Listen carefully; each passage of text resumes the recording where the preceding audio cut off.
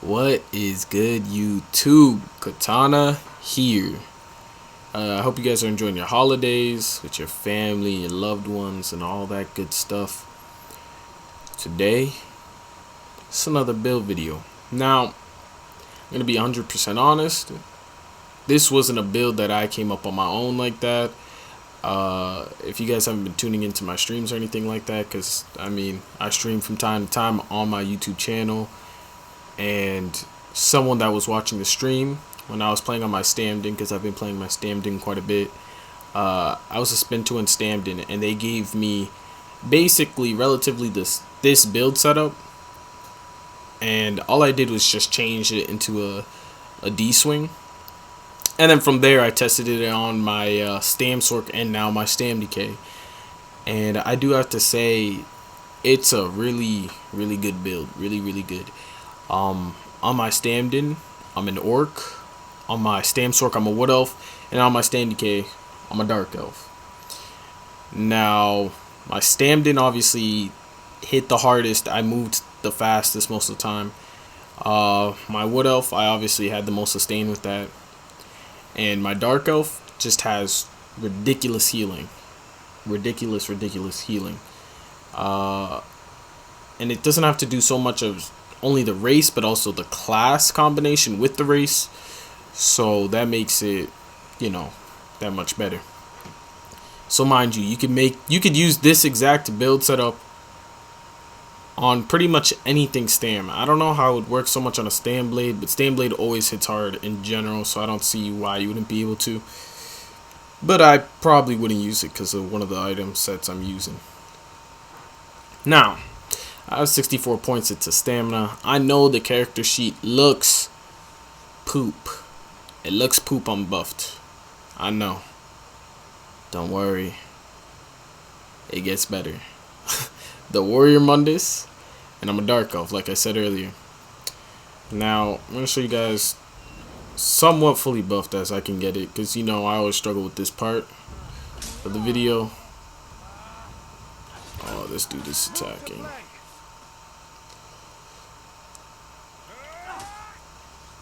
Oh my god. Wait, what am I doing? Okay. I just needed one of them to light attack. Oh my god. But, that's my bad. But as you can see here, 5.4 weapon damage. And that's not even fully buffed weapon damage. And I had like 2.2 health recovery. And, 1.7 stam recovery. 1.8. Just about. So as you can see, it's pretty ridiculous. The build is it goes pretty crazy. And it works very well open world because the healing. But I do recommend it in one-on-ones and BGs too. BGs, you might be lacking a little bit of sustain, but I bet y'all can manage it if you tweak a little bit of things. So it's up to your standards. And for dueling, you just have to bait people. This is probably the easiest build you could use for baiting.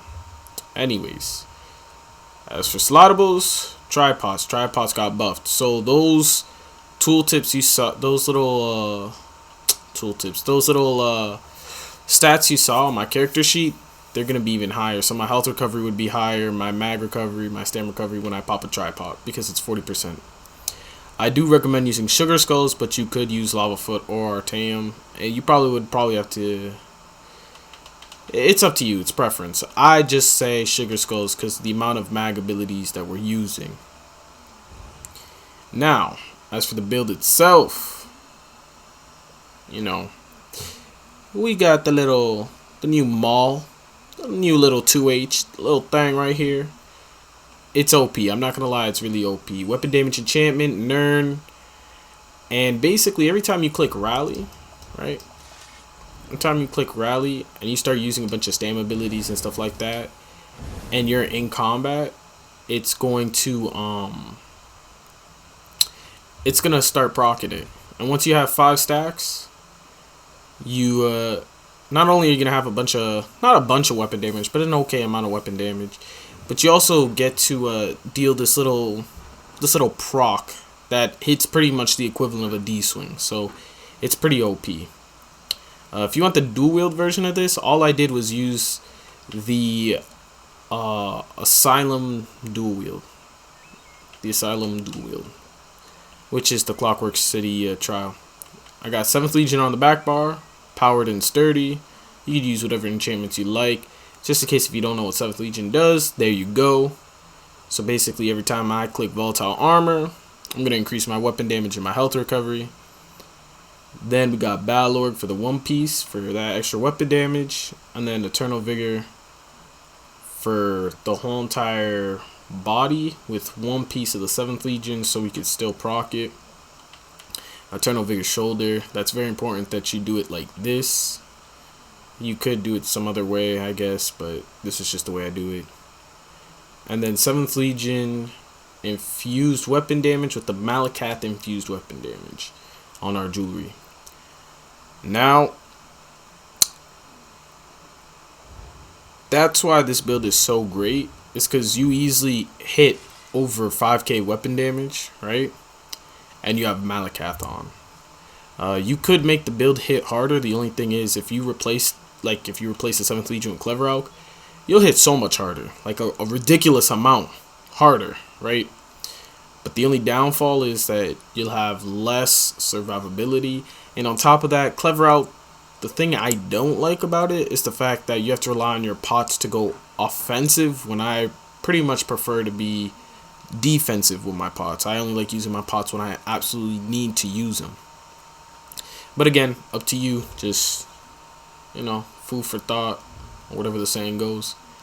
Now, as for skills, Camo Hunter, Noxious Breath, Rally. You could change this out for forward momentum. I highly recommend it, especially in open world. D-Swing, Executioner. If you're in group play, probably should go Reverse Slice, but up to you. Take Flight. And Take Flight is interchangeable to whatever ultimate you want. You could be Corrosive, DB, whatever. Temporal Guard on the back bar, you could also swap that out for whatever ultimate you want. I don't have the Sword and Board ultimate unlocked, but sometimes I put it back there too. Fragmented Shield, Volatile Armor, Resolving Vigor, Cauterize, Green Dragon Blood. Now you might be like, yo, Katana, why do you have so many mag abilities? Well, I have about 20k max mag, so I can get away with using this many mag abilities. You see, it only goes to 56%. Just from me pressing all of them. And then imagine popping pots every now and then. You're okay. You can sustain it. I sustained it with only 11k max mag on my STAMDK. So that's why I decided to have so many mag abilities on my STAMDK. So again, pause it for, you want to pause it. You can tweak it as you want. My CP. You could also change this up. Say if you're a person that tends to block more than roll dodge on a stam tune, that's up to you. It's just, since I'm on a stam tune, why not roll dodge a little bit more? Boop, boop, boop. You could take out the thumb, the 23 points into thumb here. I just have it for my Noxious Breath. You could change it out though. The Precise Strikes, I still have points into Precise Strikes because Malakath ban does not affect your crit healing. There's a lot of people that they're like, yo, Katana, why do you do that with your CP? And I keep hearing it over and over. We're going to go over Malakath's ban right now. You cannot deal critical damage. That is what it says. Increase your damage by 25%. You cannot deal critical damage. You cannot deal critical damage. Implying that you could still crit heal. And it's a fact because when you do heal, you can still see that you do crit heal. So yes, the points into Precise Strikes is helpful. But I just don't put my usual 20% because, I don't do crit damage as well. So you could just swap out the thumb into Precise Strikes though, if you really wanted to, or put it somewhere else. All up to you.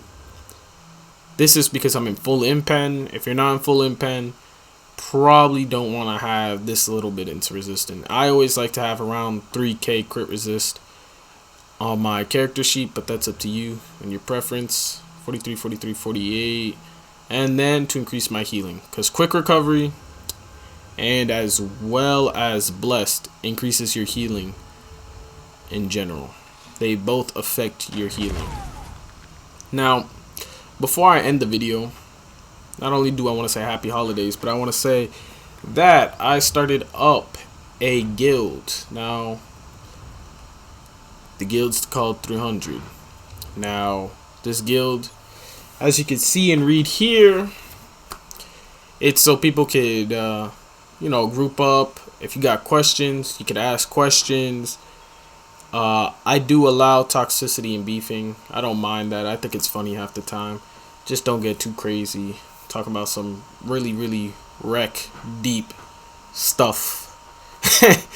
But it's mainly for the fact that it's a tournament guild. Now, I'm going to be hosting more tournaments more often, more frequently. If you're not in my Discord, I recommend joining the Discord. I'll try to drop a link in the description, or maybe highlight the comment or whatever on this video. But another way to stay up to date with it is to just join the guild, because I'm going to make the announcement on my guild. I'm going to occasionally make the announcement on my Discord, but my Discord basically has the rules for the tournaments, and my guild will be like the announcement for the tournament. So that way I'm not always posting a tournament video coming out. I will stream them. I will stream the tournaments I do hold most of the time. I'll be doing 2v2s, 3v3s. I'm going to attempt to. I'm going to do different 1v1 variations and things like that. I'm going to try to mix it up. I'm not going to just try to do the traditional 1v1 tournaments all the time. So if you guys are interested, you know, you could PSN message me. This is for PS4 and A. So if you're PC, Xbox, or EU on PlayStation, I'm sorry. I'm so sorry. But I hope you guys enjoyed the video.